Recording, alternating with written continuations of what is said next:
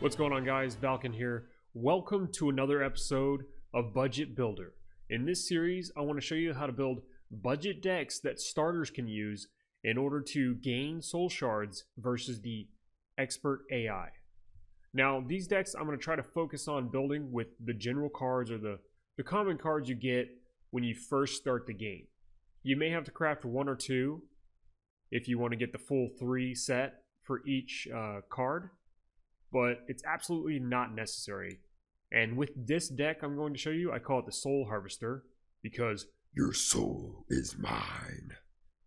Essentially, it's designed to be an easy mechanic for new people to learn.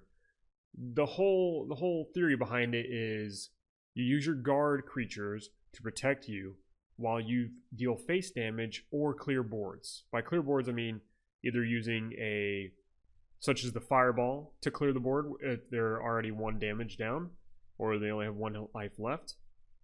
And also you can use your charge creatures in order to ping the other opponents. What I like to do is hopefully get on the first turn or two, I'll get a Nord Firebrand, drop him out for a 0, then I'll throw a Steel Scimitar on him, and I'm already pinging him for 3. And now, in the beginning of the game, it may not be that big of a deal, but towards the end, when you need to, let's say you have 5 health left and your opponent has 3.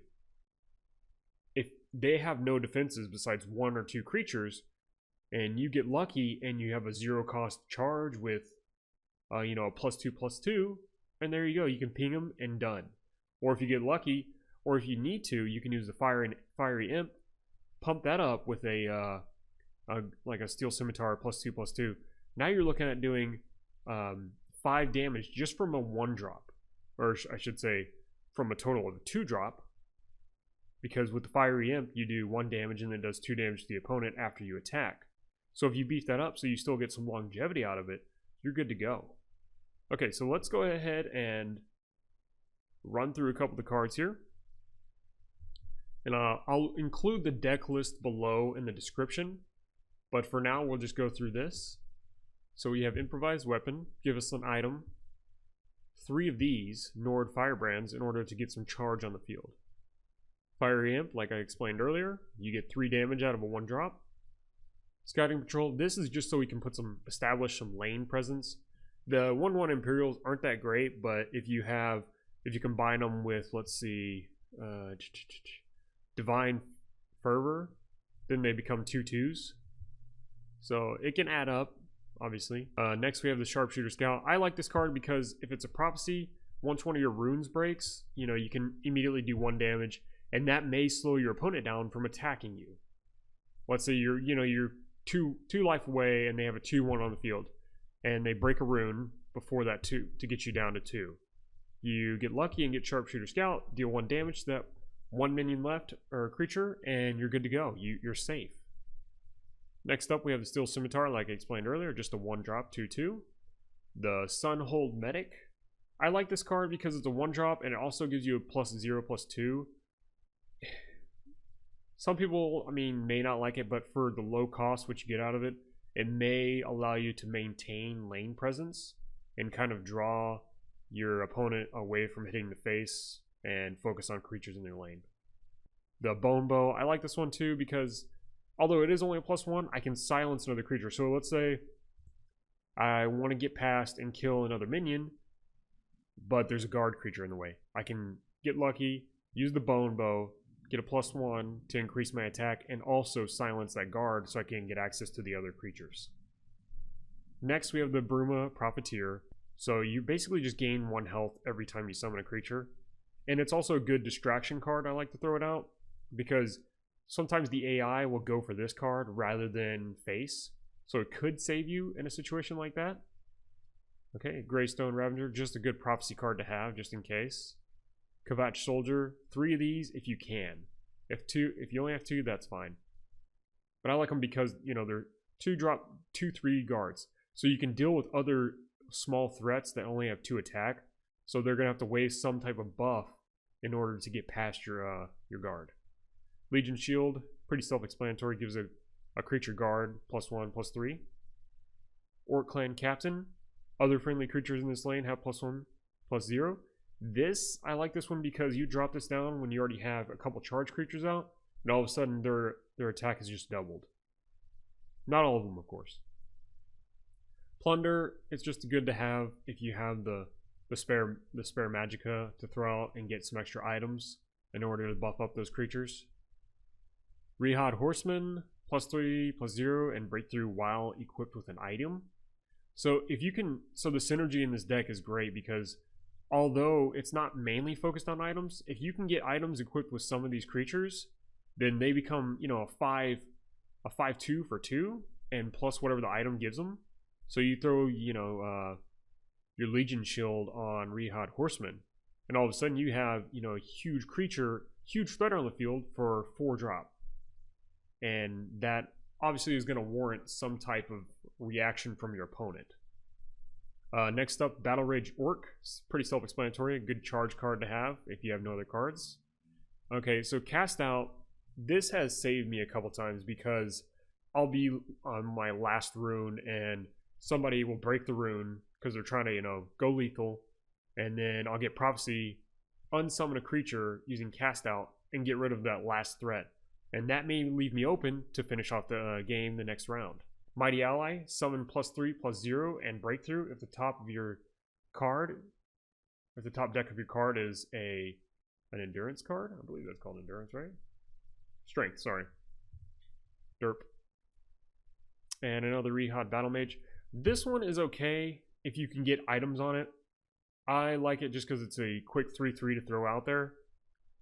But if you get lucky and add an item to it, I may remove this card later on. You can definitely replace it with something else, just simply because if you don't have an item ready to throw on it, it's just a regular 3/3, and it's kind of it may become a waste. So I may remove that later on. Next up, the Skyhaven Pyromancer. I like this because it can provide some type of board clearing ability, assuming you do some damage to the current minions on the field and they're all at 1, and you drop this guy and deals 1 damage to all creatures in this lane. It does affect your own creatures. I do want to point that out to new players. Unless it says enemy creatures, it's always going to affect all creatures. The card texts are usually really specific, so pay attention to those. Next up is Firewalls. Pretty self-explanatory. Deal 1 damage to all enemies. That's great because you combine 2 of these, and what do you know? You just clear it out the board.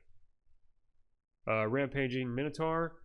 Another charge card with breakthrough. So you get this breakthrough. Breakthrough, if you don't know what breakthrough is, it's kind of like trample, I believe, in Magic the Gathering, where let's say you're going up against a 1/1 and you hit it with a 3, then the remainder of the damage goes to the opponent. So it goes towards their life points. And this just like the other card I was talking about, this one has saved me plenty of times. I'll get this and I'll have low health left, and you know his board is stacked with some guards. I get this guy, buff him up just a little bit, and what do you know? I have enough to finish the game. It's kind of one of those cards I like to keep in there. I may throw more in there just because, but it is a 4-drop though, so keep that in mind. Slaughterfish, just kind of a fun card to have, especially if you can keep it on the field for a while, because as you see, it does gain +2 at the start of your turn.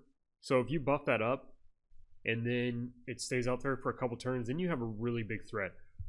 I don't like that it's a 4-drop. I will say that. If you want to replace it with something else, I definitely suggest, you know, looking at your options if you want to craft something. But we're trying to avoid crafting with this deck. I did craft, I think, 1 or 2 things. I can't remember exactly which ones they were. But, you know, if you need help, please just let me know. Questions in the comment section, or I'll probably post this on Reddit too, so look for that. Here, this card you get at the end of, I want to say you get this card at the end of the chapter series, or the storyline, I believe after chapter 14. If not, you can definitely find a card to replace it. I do like it because it's Prophecy, so someone breaks your rune, you get, you know, all of a sudden you have a 5/4 breakthrough guard on the field, which is a legendary. It's great. Okay, next, Divine Fervor, like I explained earlier, gives all friendly creatures +1/+1, and it's continuous card. So unless someone uses a card to destroy a support card, it's going to be on the game. It's going to be on the field the entire game, after you summon it, of course. Grantwood Ambusher, another one of those kind of like AoE damage cards. It's prophecy, so the way the prophecy system works is just awesome because you want to avoid sometimes breaking other people's runes because they may have something like this.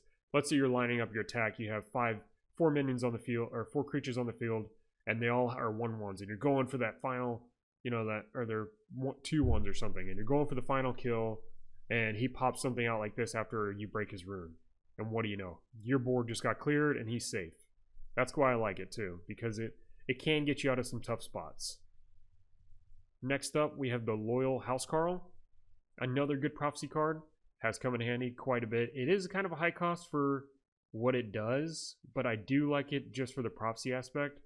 And also, if you have it and you need something to kind of save face, put a guard minion on the field, throw that out, give another creature guard. Next up, Piercing Javelin. I do have 3 of these. You might be able to get rid of one of them. I keep it in there because of the prophecy feature. And if you happen to have 5 magicka laying around on one of your turns and there's a threat you really want to get rid of, this can be your saving grace also. So Golden Saint, definitely one of the favorite things about this deck, simply because of its feature. So when you summon, if you have more health than your opponent, summon a copy of Golden Saint in the other lane. And now I have 2 of these in the deck. And I like this feature because assuming you're a little bit ahead, or if you can get your opponent down a little bit below you, then this card can be your saving grace. Because it'll automatically draw focus. A, because it's guard, and the AI doesn't like these kind of threats. Here's an example of when it's actually helped me. So I had, I had 14 health left. My opponent had 14 also, right? And he had 2 creatures on the field. Both did 2 damage. So he went face, of course, because I only had 2 creatures on the field. Probably, I think they were 2/1s. Or no, 3/1 and a 2/1. And he went face, so I went down. And I was obviously below. So before I played this card on my next turn, I hit face, crossing my fingers, no prophecies would pop out for him. Got lucky. And then all of a sudden, I have 2 Golden Saints on the field, protected up, give me a baseline to help me re-pivot that match into a win. And that's how a couple of my wins have gone. It does suck kind of wait until you get to that point in the game to use a Golden Saint. But obviously, if you have 6, if you have 6 magicka and you have Golden Saint in hand and you have more health, or you can get more health in that turn, I do suggest using it because that can kind of, it will not only level out the playing field, but it will kind of tip it in your advantage. And it's just a great card overall. And then next is kind of a last card I threw in there just for the guard aspect. This card, it's a 6-drop, 4/7 guard. So, especially when you're playing the AI, it does warrant a response from them, simply because they go for big threats. And if they see this on the field, they'll probably hit that before they try to go for anything else. So, I have used it before and buffed it up to like a 6/9 and gave it, I may have given it breakthrough somehow, but it won the game for me one time. I will say that, which is fine. But it may need to be replaced later on. But overall, the Soul Harvester deck is great.